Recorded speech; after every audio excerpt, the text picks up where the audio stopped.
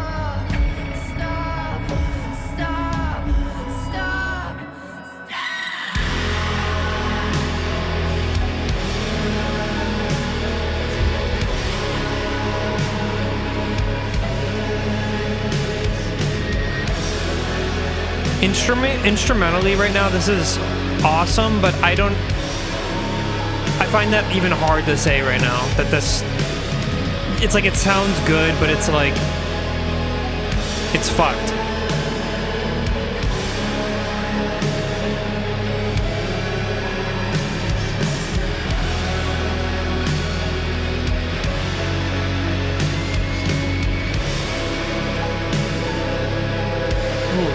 Guitar layer in the back. What is this noise in the background? It's crazy sounding. Okay, we're winding back down again.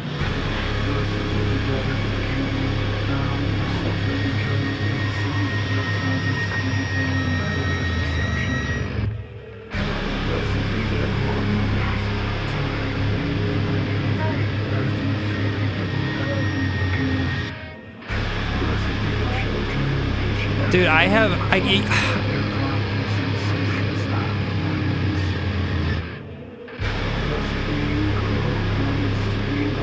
the tone of this is so crazy right now. God, those hits are so crazy.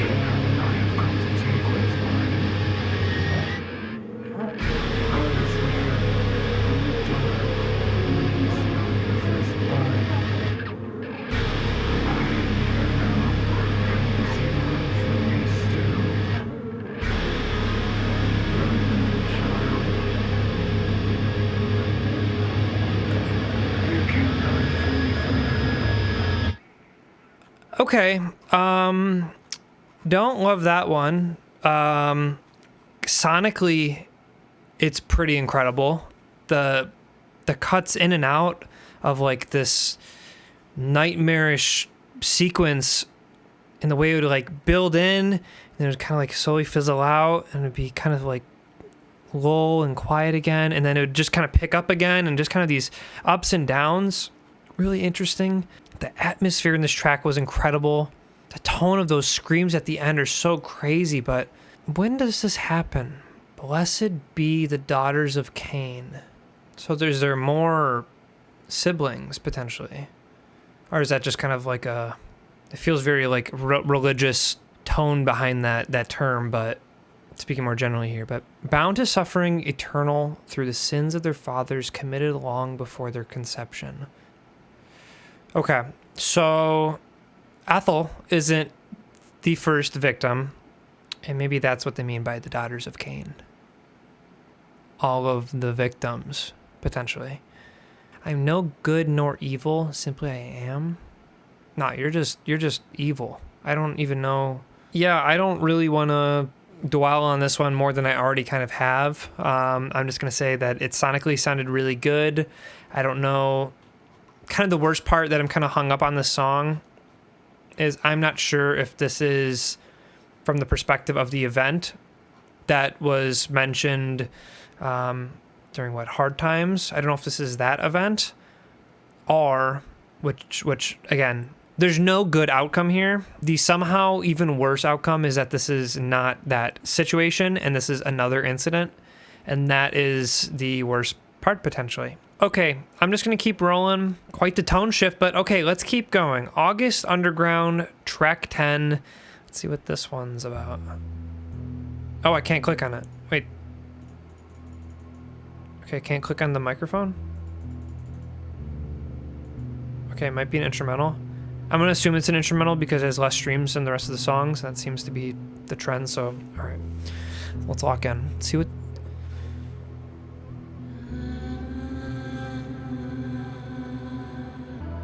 The scale she's using earlier gives more like biblical religious. Like,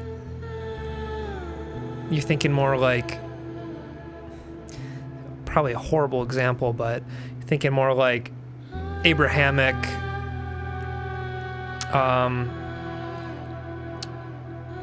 what's the DreamWorks movie?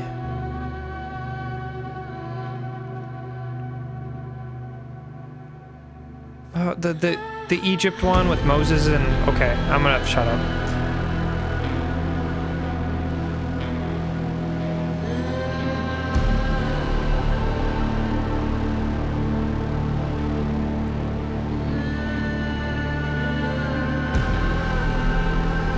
I just think it's interesting to not, you think of religious chords, you think of like, like choir and organ and all that. So they kind of use like this more mythological, more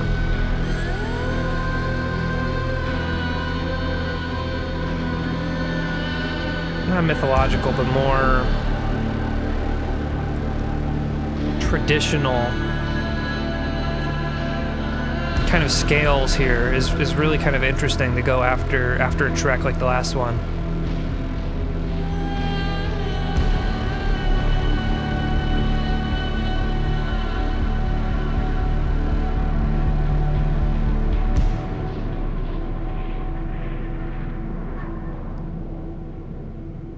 I don't like it when it smothers like that.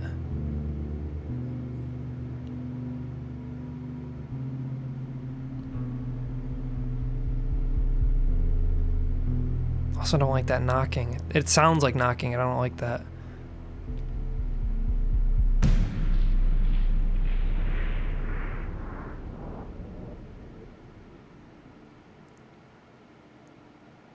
Oh my god, there's like no sound right now. Wait, hang on. I can't tell if I heard that right. It almost sounds like a shovel. Unfortunately, I have too much headphone bleed right now. Okay, I don't really have too much to say on that one, just that it felt like a decompression from the last song. So I'm just gonna go into track 11. Maybe I'll touch upon it a little bit further if this next song kind of dives into the vibes of this last track. But just kind of in passing note, I know I already kind of touched upon it. Thought it was kind of interesting how some of the scales it felt like she was using was more, I don't want to say like some like kind of like Jewish type kind of scales, but kind of. And realistically, when you think of that, I mean, you think of, Abrahamic religions, you think of more Jesus, naturally, kind of this more raw form of religion rather than this version that it is today. I think it's kind of an interesting vibe here. Maybe I'm reading into that a little bit too much here, but just kind of an interesting juxtaposition that I feel like I'm getting. To have this after the last track is so straight away from what the original like ideas or ideals of like this religion that this preacher is supposedly preaching. I feel like a dichotomy here. So I feel like it's especially important that this song was after the last track. But okay, let's keep going. Track 11, Televangelism. What was this piano bit again? Okay, another instrumental. Okay, wow.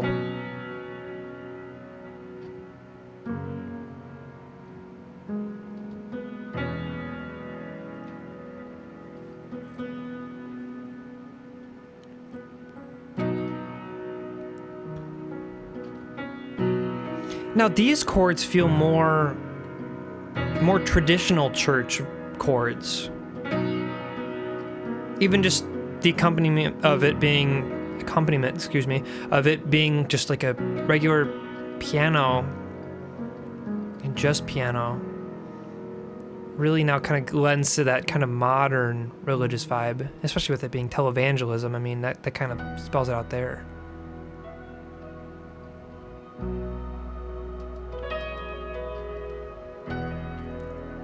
Kind of interesting to have this progress like this though.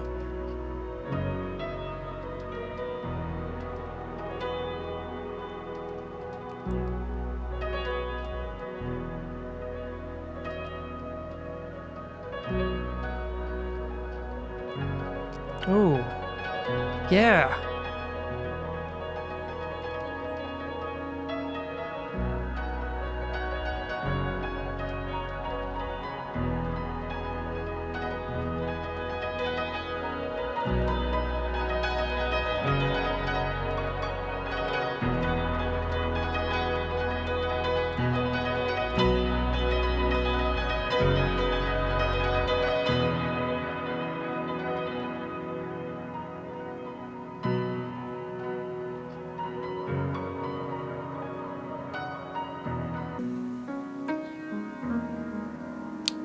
Somehow the second instrumental track almost got me again, but we're still remaining strong so far.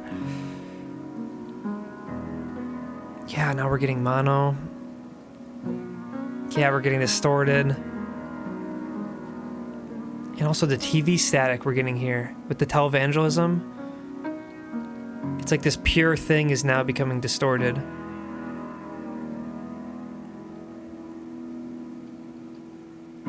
Or what should be pure thing is being distorted.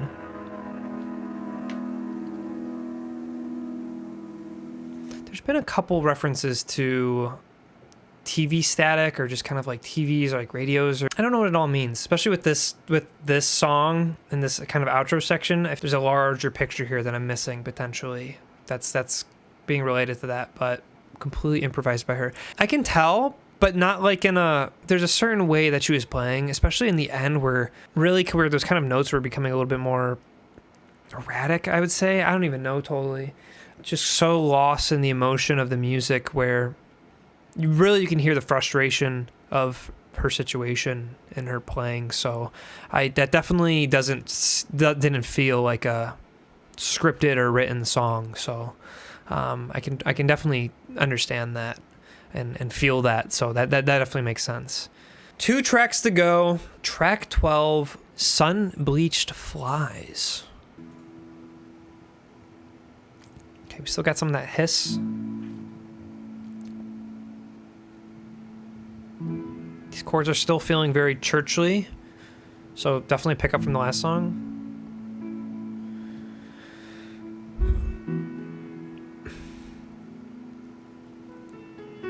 I'm so stressed where this is going to go, because I feel like we had a horrific thing happen.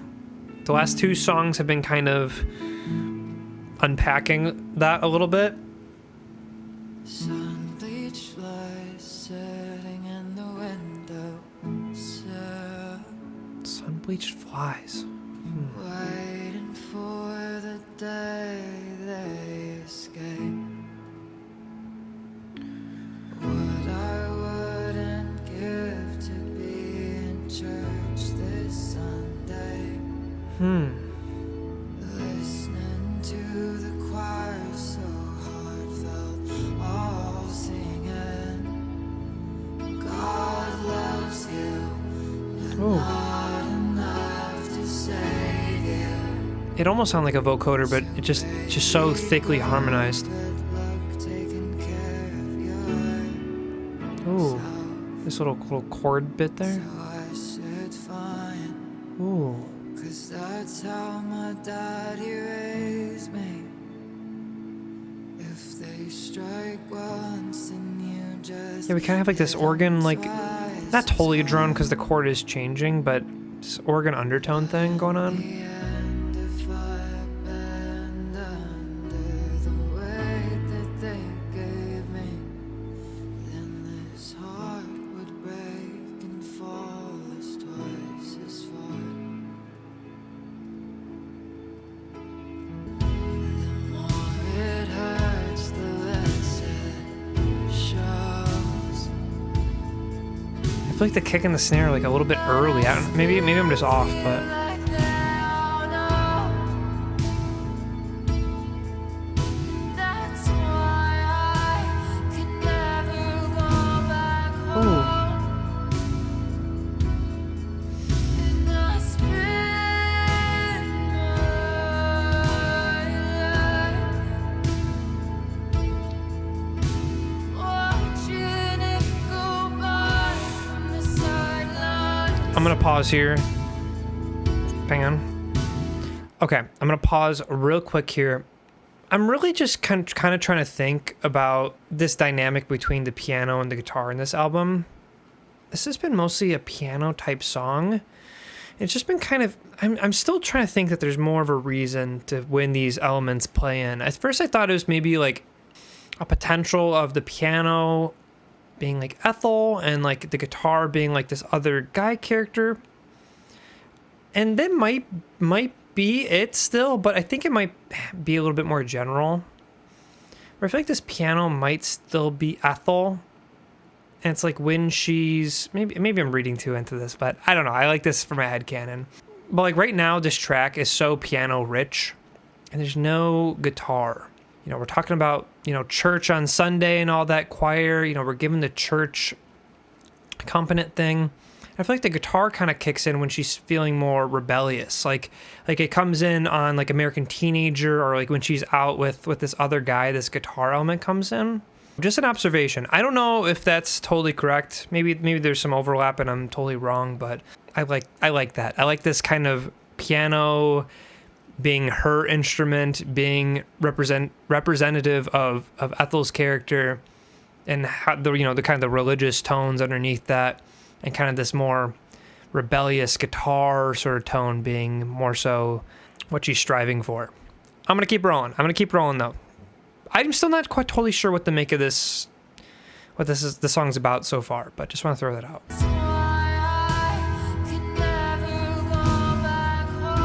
I like that chord switch there. That chord switch there is really cool.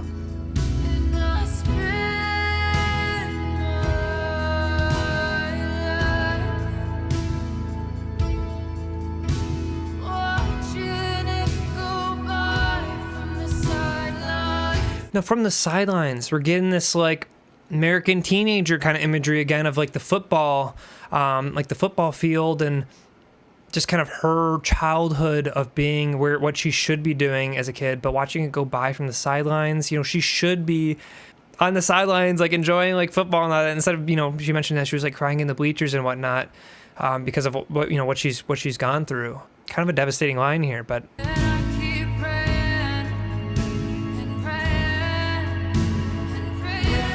Ooh. Ooh.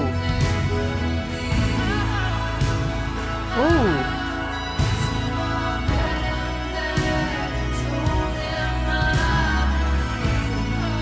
Just.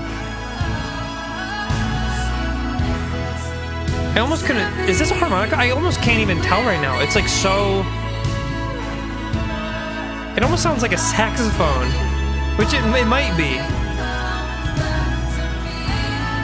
I almost can't tell what this is. Which I don't think we've really heard anything like that if it's not the harmonica.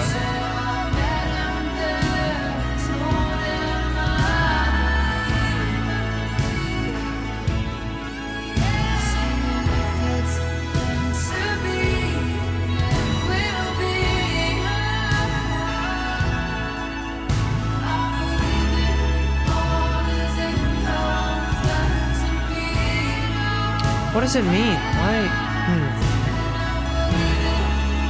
Oh.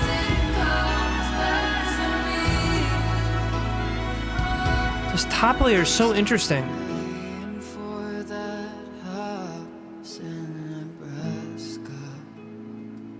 Okay. Edge of the town again?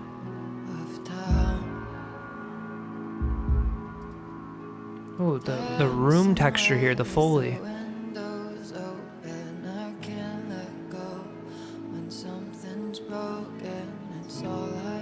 Ooh, good chord. We have the organ underlying still. Vocal soaked in reverb.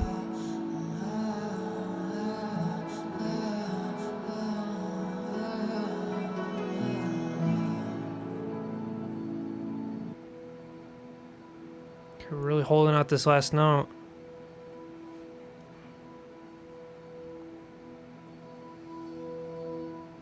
No, don't get... Okay. Last time I did that, it got a little scary. I don't know. Still not totally sure. Let's do a classic lyric read through, because I feel like I was really focused on the production here, especially on that first half. But what I wouldn't give to be in church this Sunday. Listening to the choir so heartfelt, all singing, God loves you, but not enough to save you. We all know how it goes. She said the kind of this line, not exactly verbatim, but of just kind of like, oh, this is like how it should be, or like, this is just like, I feel like this is kind of her coping with her reality by saying, we all know how it goes, and it's just like, this is not how it should be. The more it hurts, the less it shows. But I still feel like they all know. Okay, I think I have enough information here. Let's do some cross-examination here. I don't know when chronologically this song happens. I don't know if it necessarily needs to happen, if this is like an actual happening track, or if this is more so just her state of feeling at this point of time, and really trying to still look in the good of these things. You know, she wishes that she was in church. And, you know, me personally, some of the church songs kind of slap. There's something about being, you know, with community, and there's certain elements of that you can absolutely take away as positives. But when someone has, to put it lightly, objectified her, it absolutely taints this entire community. Not just to everyone, not to everyone else, but to herself. But for her to still want, despite all of that, to cling on to that one bit of purity left is kind of what I'm getting from this track. And especially at the end, touching on like that relationship with the guy didn't seem to have also ended up in the most, it didn't seem to kind of met the same fate as with her and her father, seemingly, at least how I interpreted it. But still, she's looking at the good parts of it, the part where she, you know, was more in love and kind of longing for that bit of it. I don't know. That's the general bit I'm getting. And let's go back to the beginning here, because I feel like these are kind of two stories. But sun-bleached flies sitting on the windowsill, waiting for the day they escape. They all talk about their money and how their babies are always changing, how they're breathing in the poison of the paint. I mean, really that imagery with kind of what she's experienced, I was going to say expressed, but experienced throughout this album. And even kind of touching upon, you know, how she feels like she's on the sidelines now. I'm really trying to think of how I want to word this. Is really just, the situations themselves are one thing for these things to happen to her. But when some things like that happen to you, especially at such a young age, you retreat from people. And I also kind of feel like that's also what I'm getting from this, from like the sidelines. Is I feel like because of these things that has happened in her life, she's less trusting, despite her wanting to. She's just unable to because of how these experiences panned out in her life. And this just feels like she's just longing for normalcy. She just wants to feel life the way everyone else does. Some of this imagery is still a little bit vague to me, so I'm not totally confident on this one, but at least how it's resonating with me currently as I just kind of expressed that, I kind of like that for my headcanon. So I'm going to say I'm going to keep rolling, but this is the last track. How are we going to end this? Track 13, Strangers, Ethel Cain. Let's see how this ends.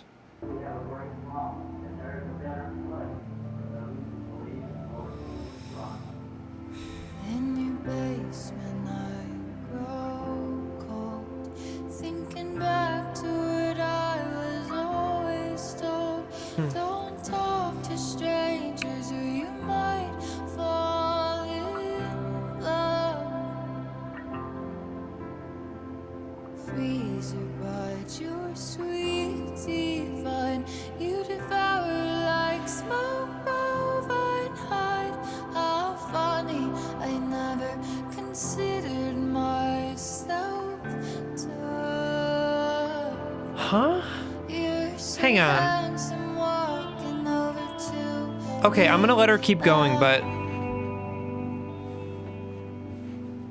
I try to be good. Am I no good? Am I no good? Am I no good? With my memory restricted to a Polaroid and evidence. evidence. I just wanted to be yours. I don't. Can I be yours? Can I be yours? Just tell me I'm yours. If I'm turning in your stomach and I'm making you feel sad. Okay, I'm gonna pause real quick. In your basement, I grow cold. Now, I must have missed something entirely, because whose basement? And this line, don't talk to strangers or you might fall in love. Thinking back to what I was always told, was she kidnapped? But with my memory restricted to a Polaroid and evidence, I'm getting some like real Jeffrey Dahmer vibes here. Turning in your stomach and I'm making you feel sick. Okay, let's keep going. When my mother sees me on the side of a milk carton Yeah, wait.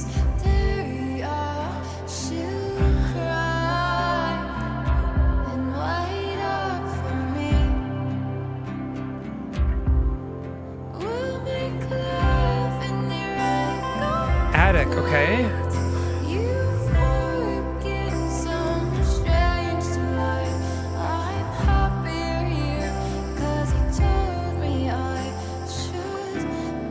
I don't like the tone of this song because the subject matter is so.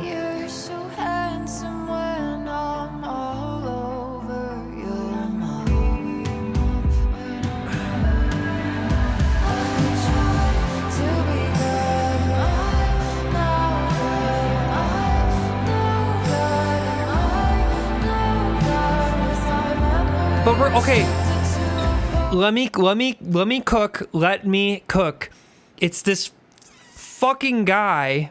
Okay, I thought he was cool, but then he abused her, and now we're seemingly kidnapped. And now we have the guitars in, which I said is this guy's theme, which is like the rebellious theme. But now, or not theme, but like instrument. But why does this song sound so? Why is this one not as evil sounding as some of the others? I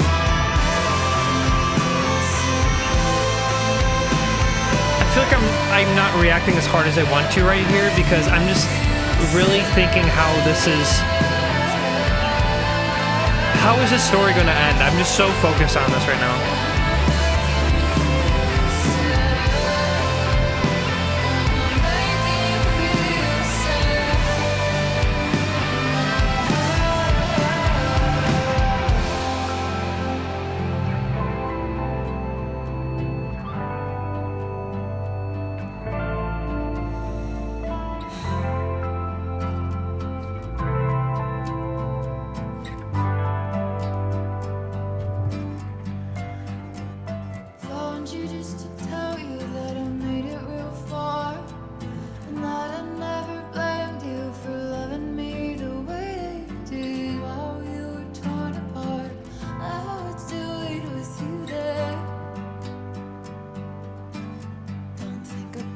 Too hard, you'll never sleep a wink at night again.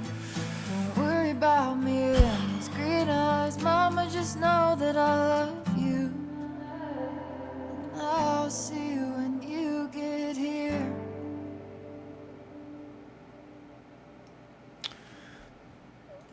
This is the last song? Okay,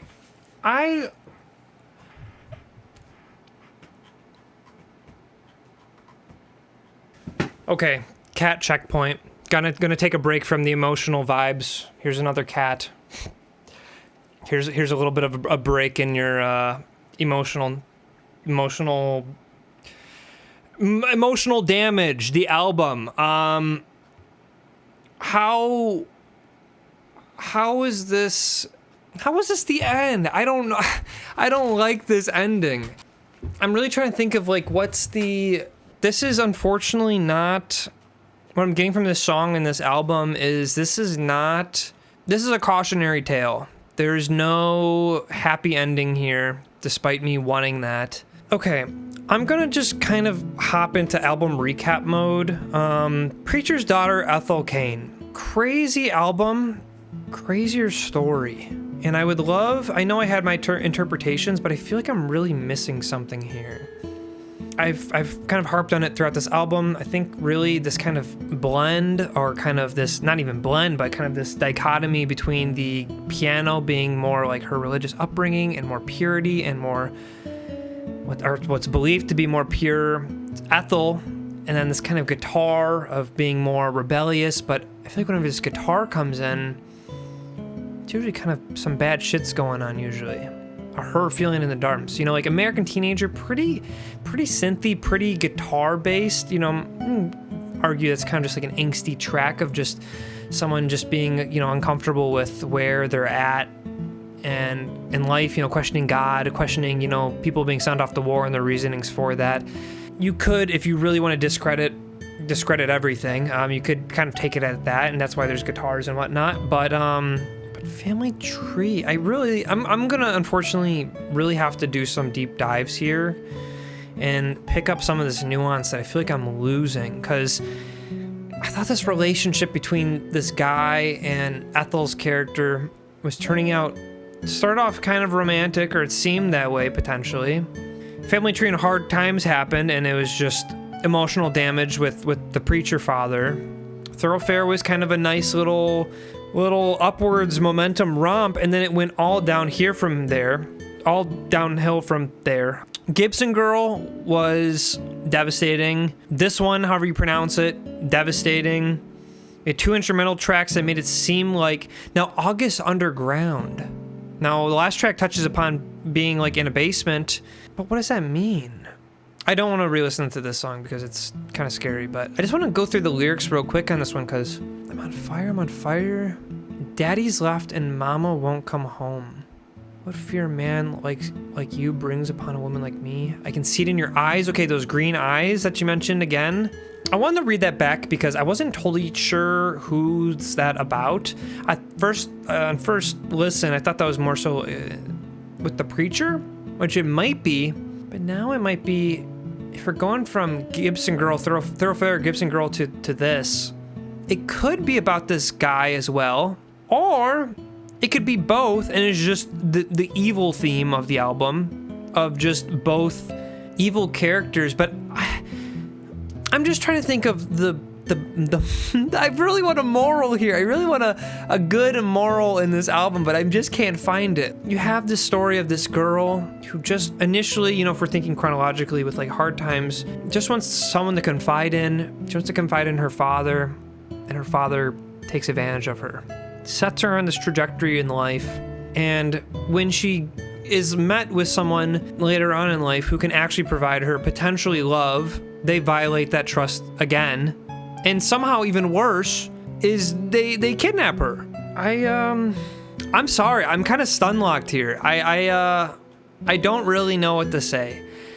I'm gonna read up after this to learn the story for certain, but not a happy tale. What I will say sonically, I know I mentioned the instrumentation thing, but really I feel like the instrumentation across the whole album was pretty incredible. Really cool that Ethel did most of the production, it seems like, by herself, with the exception of a couple collaborators, but you can really kind of feel it with her styling, and that's really what I was hoping to kind of take away from this album, especially with her being like her solo track or solo album. But man, what a haunting album. It's really messed up because it's like, I don't even know how someone in her position is even supposed to heal from something like this, which maybe is the point. Maybe she doesn't. And this is what creates the generational trauma, in that she's unable to shake it. So unfortunately, with these things happening to her part of ending the generational curse on her family is that responsibility is already passed along to the next person.